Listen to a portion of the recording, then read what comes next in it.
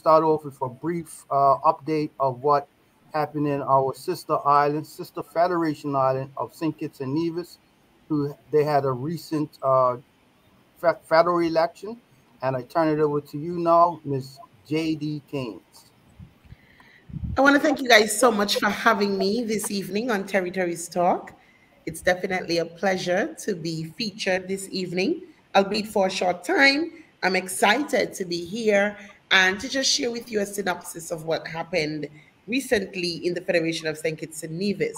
Now, St. Kitts and Nevis, as I mentioned earlier, is a federation, so it's a two-island federation, and we normally have elections pretty often. So in St. Kitts and Nevis, there's an election every 5 years to determine the federal government. We call that the general elections.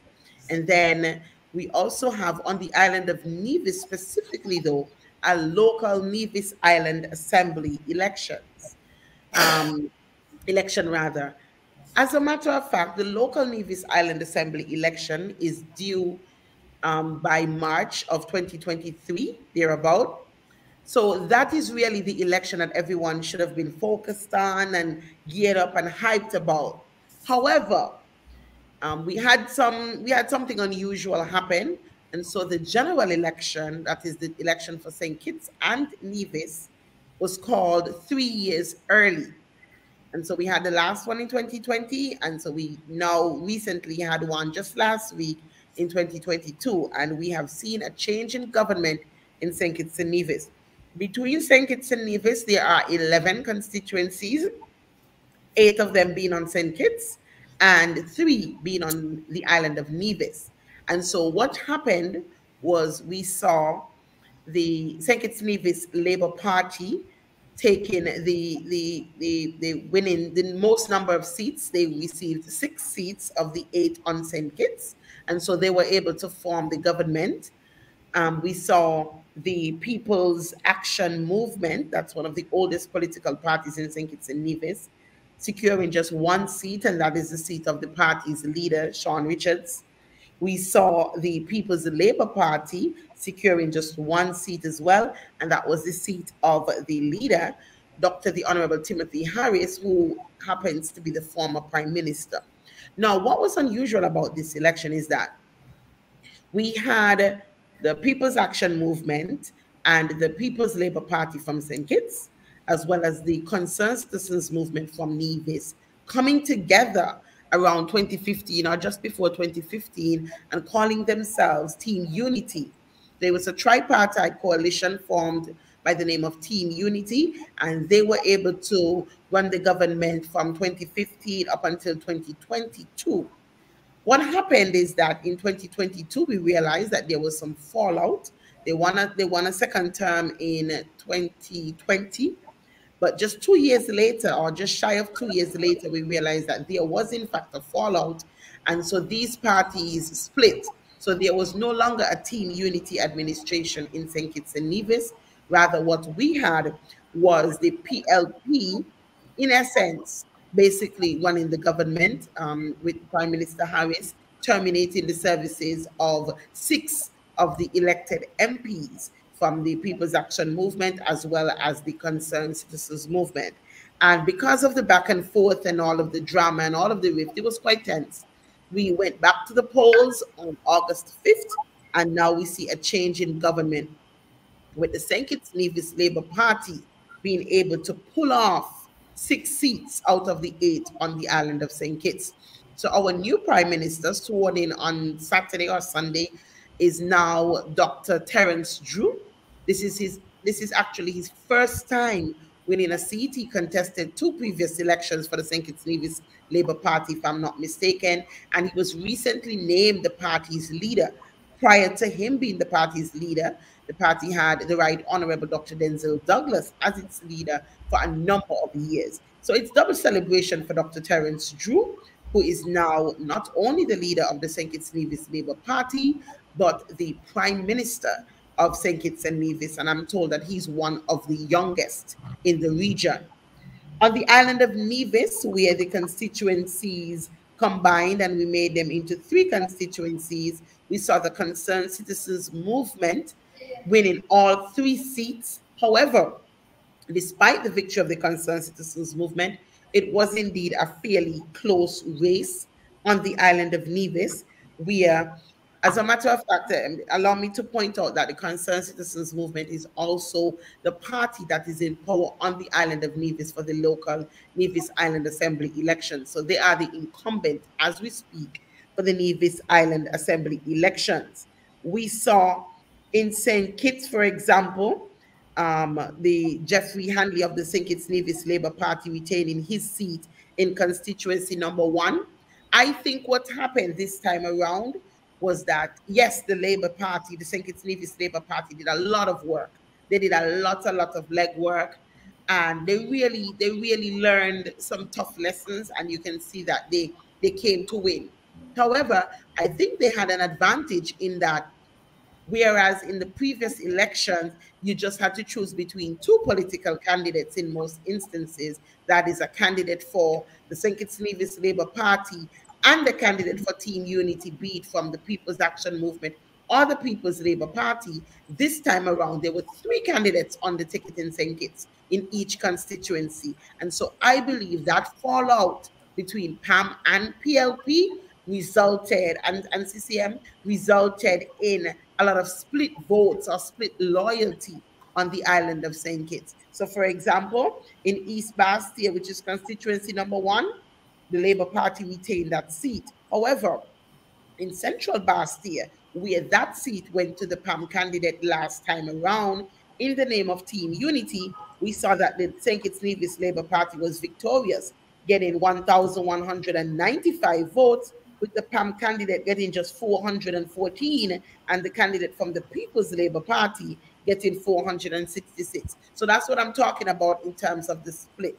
If you were to pull them together, though, I don't think they still would have matched the Labour Party, but it definitely contributed, in my opinion, it was definitely one of the factors that helped the Labour Party over the edge. Then we saw in West Bastia, where the Labour Party lost the last time around to the PLP. We saw the Labour Party winning it again with Conwy Maynard, a very popular Calypsonian here in St. Kitts and Nevis, winning that seat for the Labour Party. Then we saw a newcomer from the Labour Party again, winning in constituency number 4 with 12,000, a little over 12,000 votes. And the Honorable Lindsay Grant, who was the victor the last time around, mustering up only 761 to the PLP candidates 293. So again, we saw that there was some split loyalty. The leader of the People's Action Movement, Sean Richards, was able to retain his seat. But I must say that the Labour Party, the St. Kitts Nevis Labour Party candidate, came pretty close, considering that Sean Richards is quite popular. Sean Richards got 1,025 votes, and the Labour Party candidate got just 200 votes less than he did. And in previous elections, it has never been this close. Then, of course, the Right Honorable Dr. Denzil Douglas retained his seat handsomely, as well as Prime Minister Harris retaining his seat in number 7 handsomely. But I must say, the Labour Party was able to narrow that gap in terms of against Prime Minister Harris. Then, in the final constituency, the constituency where the new Prime Minister resides, he came out, in a big way, winning, securing 2,104 votes to his closest opponent, scoring just 797 votes and another 575 votes. So that's how the cookie crumbled on the island of St. Kitts. And on Nevis, where there were just 3 constituencies, we saw the Concerned Citizens Movement with the Premier of Nevis, Honorable Mark Brantley, getting a little over 1,600 votes to the NRP's 1,274 votes. The candidate for the NRP was able to narrow that gap this time around. Eric Evelyn, he won handsomely with 616 votes up in Nevis 10 Gingerland. But the new candidate for the NRP, by the way, all of the NRP's candidates were new this time around, was able to narrow that gap, but he only mustered 228 votes. And finally, we saw in Nevis 11, that one was really, really close. We saw the incumbent in Alexis Jeffers, who is Nevis's deputy premier, securing 1,172 votes, with the Janice Daniel Hodge, who is the leader of the NRP, securing 1,113 votes. A mere 59 or so votes, 56 somewhere around their vote difference. So yes, in on the island of Nevis, the CCM, Concerned Citizens Movement, was able to secure all of the seats. But in my opinion, they should be very worried about the local Nevis Island Assembly elections that's coming up, because these results are a bit close.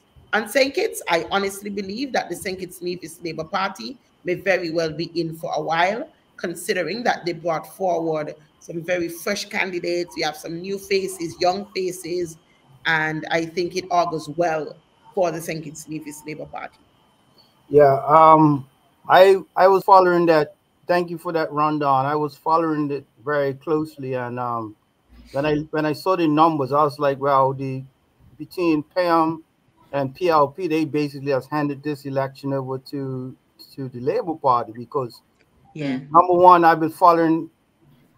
Let me put it that way, and the squabbling and the name calling and then you get what I noticed was that PLP was doing all these grandiose promises, which was not even real. It's almost like some Santa Claus promises. And Pam was noticeably very quiet, Yeah. comparatively quiet, right? And Yeah. how it played out is that people just said to hell with both of you, really. And Yes, exactly. it they just gave away they literally gave away the government to the Labour Party. But um and looking at the numbers in Nevis, when you do have the local elections, I mean, in constituency 11, the honorable, well, she's not the leader. She is the leader, I should say. She only lost by 59 votes. Yeah. Yeah.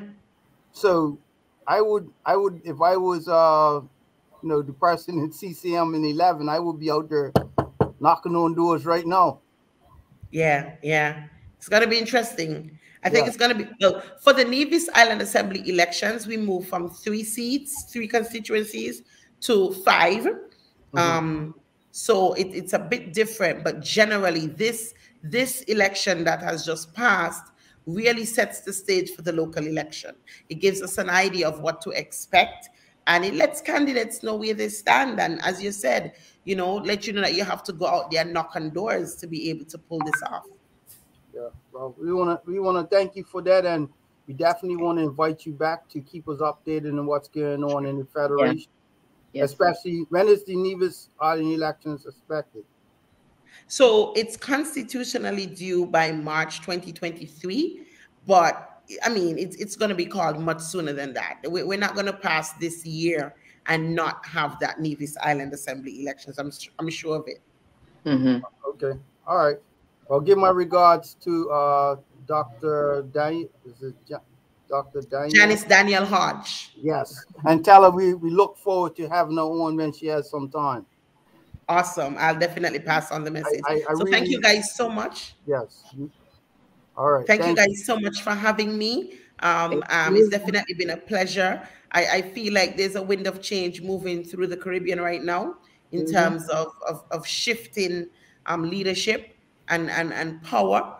And so, I'm here for it. I'm here for it. I'm looking forward to it, to see where we go next. I'm here for it. So do have a wonderful show. And once again, I say thank you for having me. All right. Thank you. All right. Mhm.